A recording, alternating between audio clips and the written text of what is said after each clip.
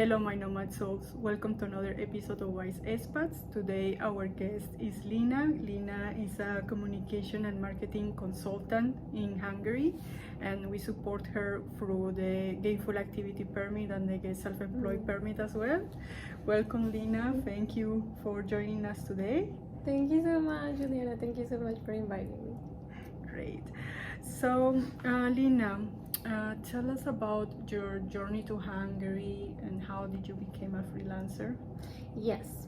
So everything started in 2023 when I got my first remote job, and that was for a recommendation. A friend of mine recommended me to the job, and then from there I started getting more and more jobs. This remote company was from Canada. I was marketing assistant, then I was promoted to partnership associate, so that was really good. It gave me a lot of experience. I finished with them on summer, and I also got some Hungarian contracts, and also now I'm working with a French company as a campaign manager. So yeah, that's when everything started. Okay, great. And so one thing that stands out from your journey is that you have Hungarian clients and as well you have international clients. So how could the freelancers or self-employed people find these jobs abroad? Yes. So I have two strategies. I'm still learning because, as I said, it's just been since last year. But the strategies that I've been using is the first one, LinkedIn. So I look for companies and I apply to their jobs if they're freelance. For example, this last company that I'm working now with, I got it from LinkedIn. And it's also another job that I got in summer. But the most important one, and I think everyone says this, but is your network. So your friends, colleagues, like someone that can recommend you. Hungarian have been like that. I have been recommended by friends, and so those are the two strategies. Now I'm trying to.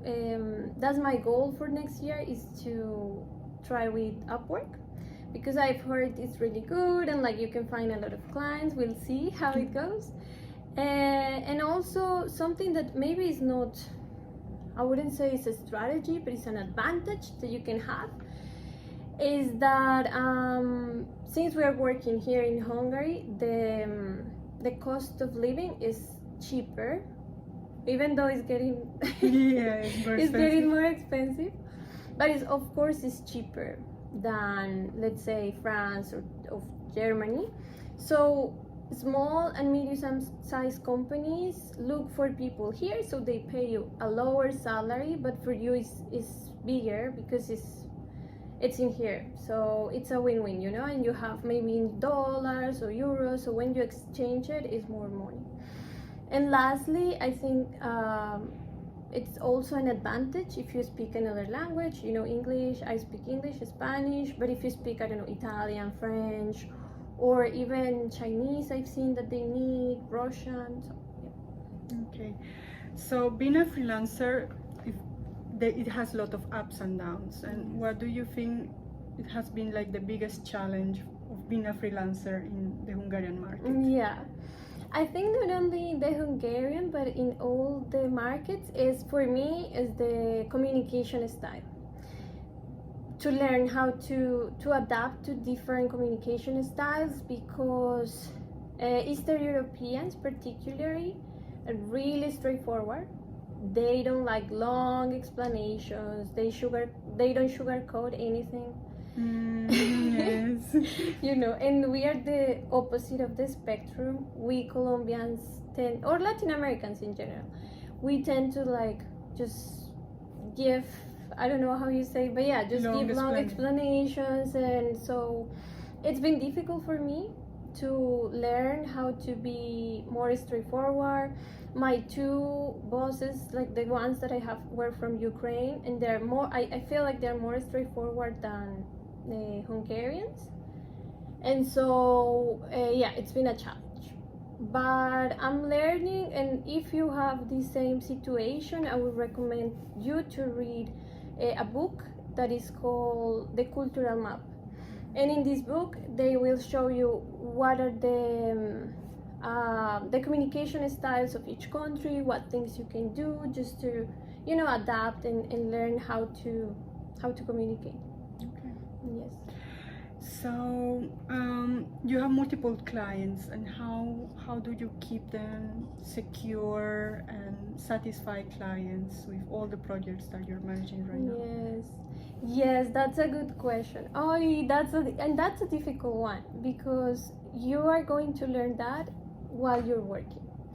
It's with practice, I felt. For example, I think this year I learned the hard way to not overpromise. Because I'm gonna tell you a little bit of a story. I got a client and I think I overpromised, and I believed at that time, I was like, okay, I know how to do the basics. I can use ChatGPT for the other part, no problem. So I said yes.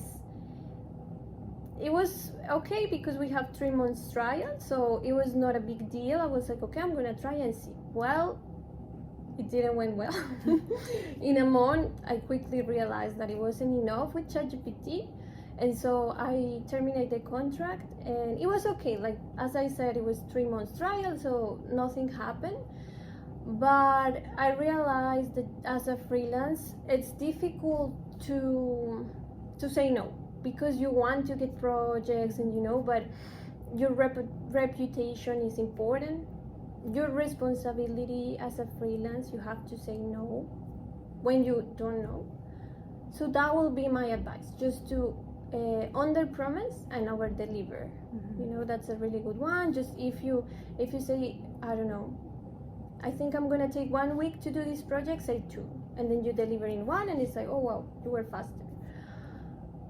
So yeah, that's the main advice I will give to keep your clients satisfied. But I'll keep learning, I think, with more clients and more clients. Okay. Yeah. That's great. So for those kind of people who wants to be self-employed, who wants to be freelancer, what final advice would you give? Yes. To setting up their business? Yes. So the first one would be to have someone like you, someone that can help you to understand the visa process, how to set up a company. Like, it's a hard thing to do, and if you're gonna do it alone, it can be very overwhelming. So that would be the first one, just to have someone that can help you.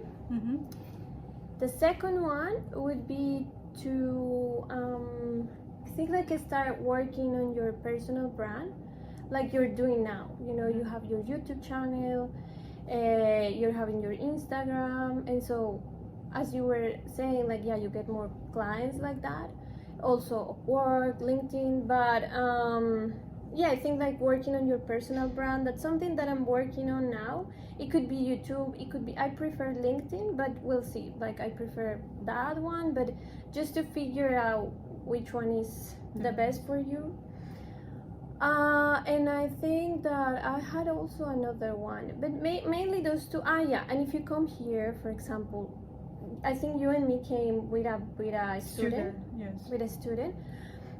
Try to make as many friends as you can, or as many colleagues, so then you can ask for referrals or something, or like, the network is very important. It's like a little bit annoying, I would say, and yeah, it's like inconvenient if you don't have those skills, but it is crucial. It is crucial. It's the most important one. If I'm honest with you, like, the majority of the jobs that I got were through friends or colleagues, but now, of course, you cannot only rely on that. So if you have your own brand, you can get more clients, because also being an expat and working remote makes networking difficult, because you don't have, like, I don't know, your friends in the office that you can, like, work with them more. Maybe that's also coming back to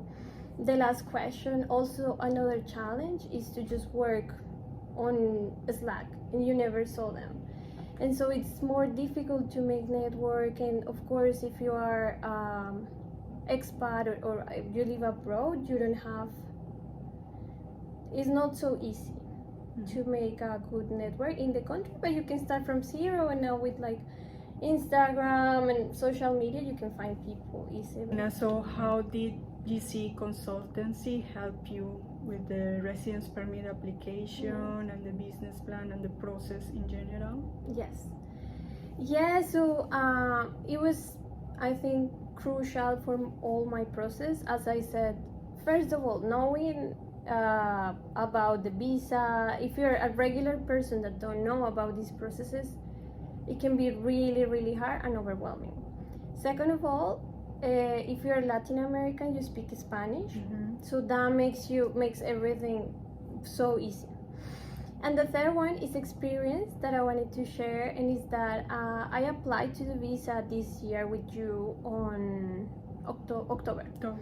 But we were preparing everything, and when I went to the office, I was in the reception, and the lady told me, "Oh, but your passport is gonna like expire on October 2025." So she was like, "Probably they will give you the visa until that date, or they won't give you the visa or the residence."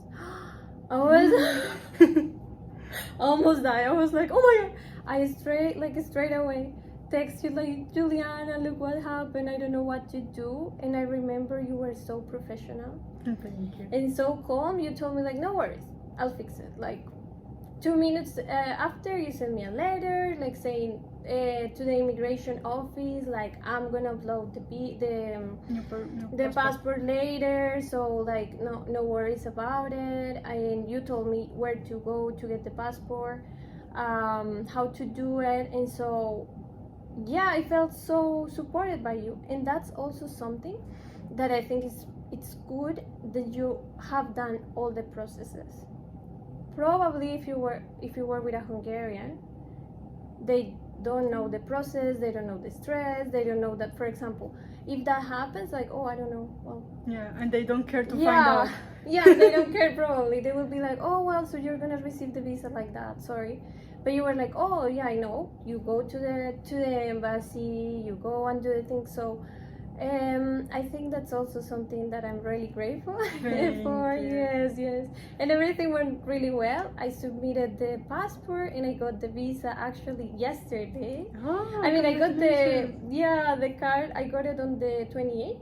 But the visa, I got like the residence, I got it yesterday. Oh, congrats. I'm so happy. Yeah. So yeah, recommend everyone to just have Juliana as a consultant, as a support, because it can make a huge difference. Okay, Lina, I think that's everything I have for today. Thank you so much for sharing your journey. I'm sure it will inspire many people who wants to be self-employed. Thank you so much. It was so nice. Thank you, Lina. Thank you. Thank you. So keep strong, keep wise, and most importantly, keep informed. See you next time. Bye-bye.